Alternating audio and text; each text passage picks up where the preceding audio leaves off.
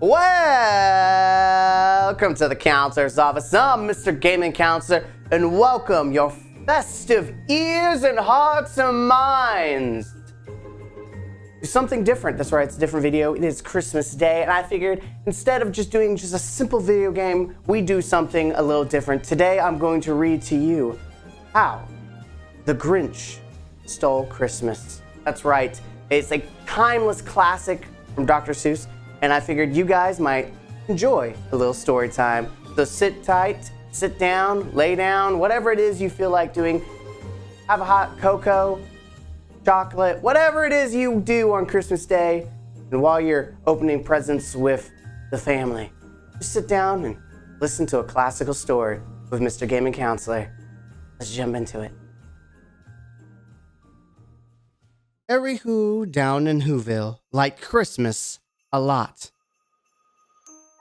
But the Grinch, who lived just north of Whoville, did not.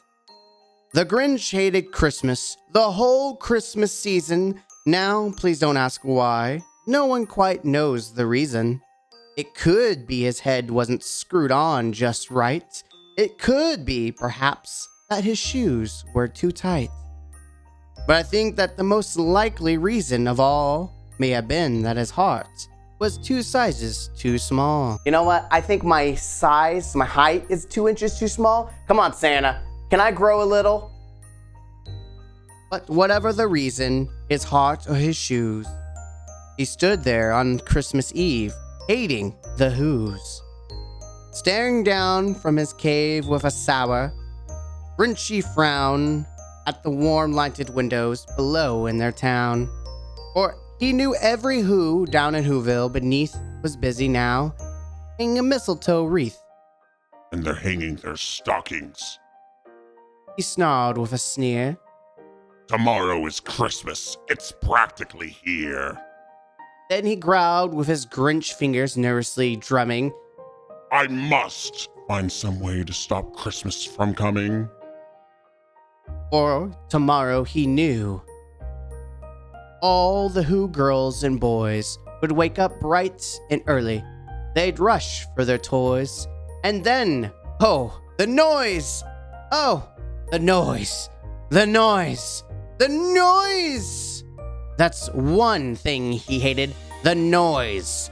The noise. Noise. Noise! I mean, I get it. I don't like noise too, but wear headphones. Duh. Then the Who's, young and old, would sit down to a feast, and they'd feast, and they'd feast, and they'd feast, feast, feast, feast. They would feast on Who pudding and rare roast beast, which is something the Grinch couldn't stand in the least. And then they'd do something he liked least of all.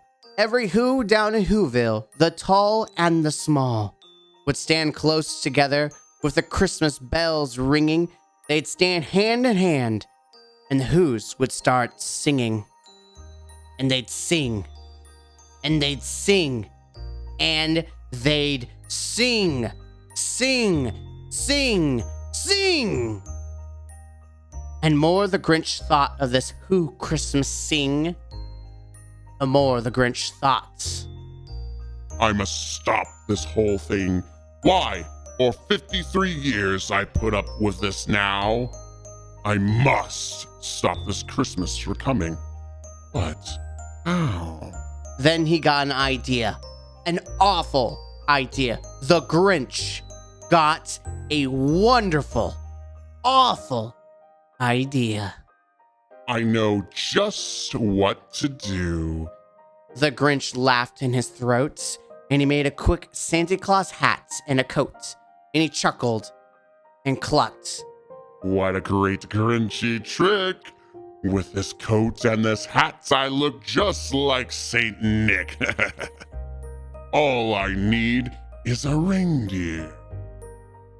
The Grinch looked around, but since reindeer are scarce, there was none to be found. Did that stop the old Grinch? No, the Grinch simply said, If I can't find a reindeer, I'll make one instead. So he called his dog Max, and he took some red thread. He tied a big horn on top of his head. Poor little doggy. Hey, Tesley, you want to be a reindeer? I'll get my cat. I bet I can make her into a reindeer.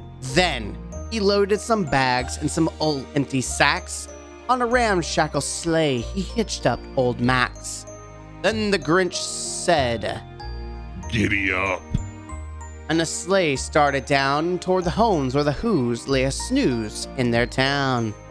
All their windows were dark, quiet snow-filled air. All the Who's were dreaming sweet dreams without care. When he came to the first little house on the square, This is stop number 1.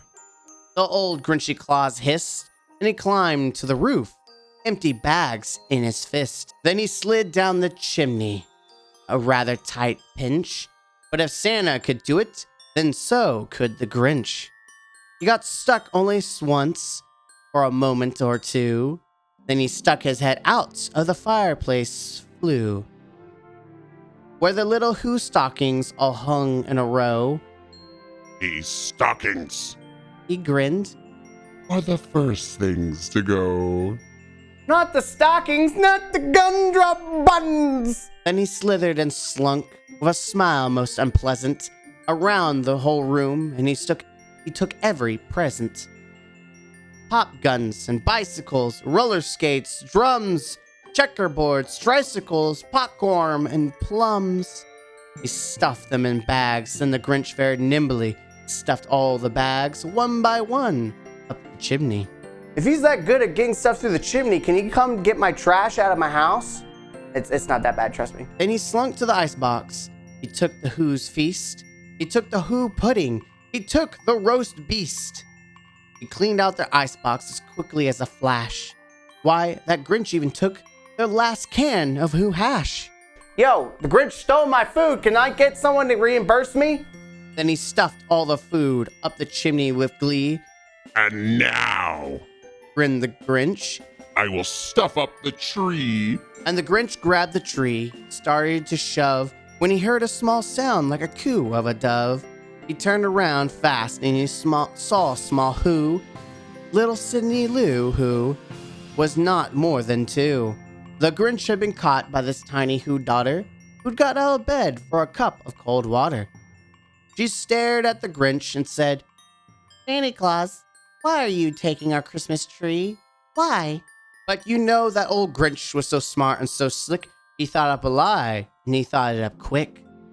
Why, my little sweet tot, The fake Santa lied. there's a light on this tree that won't light on one side. So, I'm taking it home to my workshop, my dear. I'll fix it up there, then I'll bring it back here. And his fib fooled the child, and then he patted her head. He got her a drink and sent her to bed. And when Cindy Lou Who went to bed with her cup, he went to the chimney and stuffed the tree up. You lied to a little girl? Has anyone realized the story is about a guy who's stealing presents and lying to children? That's the opposite of Santa. The last thing he took was the log for the fire. Then he went up the chimney himself, the old liar. On their walls he left nothing but hooks and some wire. And one speck of food that he left in the house was a crumb, was even too small for a mouse. You stole the fireplace log? Man, I haven't read this in a hot minute. You literally stole their fireplace? You trying to freeze them? Then he did the same thing to the other Who's houses, leaving crumbs much too small for the other Who's mouses. It was 1:15 dawn, and all the Who's still abed, all the Who's still a snooze, when he packed up his sled. He packed it up with the presents, the ribbons, the wrappings, the tags, the tinsel, the trimmings, the trappings. 3,000 feet up the side of Mount Crumpet, he rode up with his load to the tippy top to dump it. Hoo-hoo to the Who's. He was grinchishly humming.